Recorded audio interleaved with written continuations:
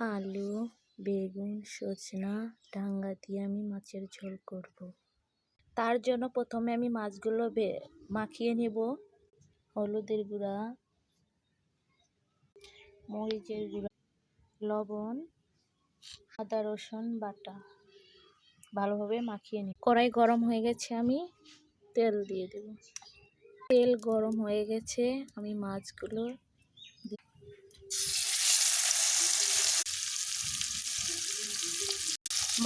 এখন আমি উল্টে দেব।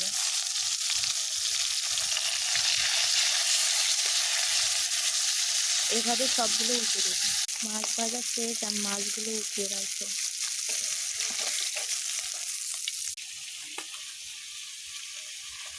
হলুদের গুঁড়ো, লবণ,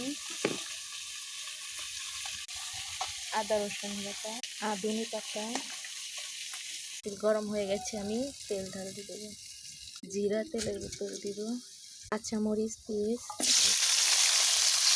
লাল লাল করে কাঁচামরিচ পেঁয়াজ ভাজা হয়েছে। এখন আমি ধুয়ে রাখা তরকারি দিয়ে দেব।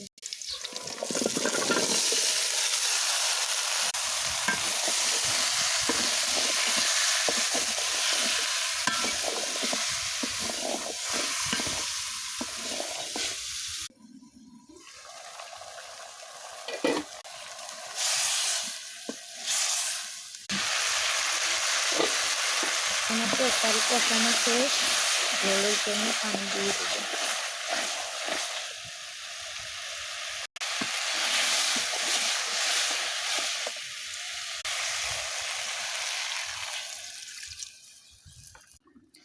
ঝোলে জাল উঠে গেছে, আমি ভেজে রাখা মাছগুলো দিয়ে দেব।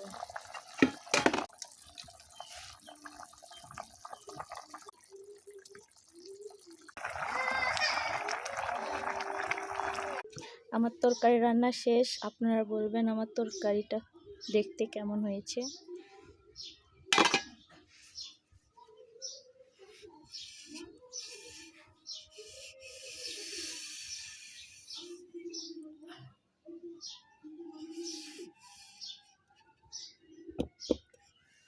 তার সাথে আমি ভাতও রান্না করছি।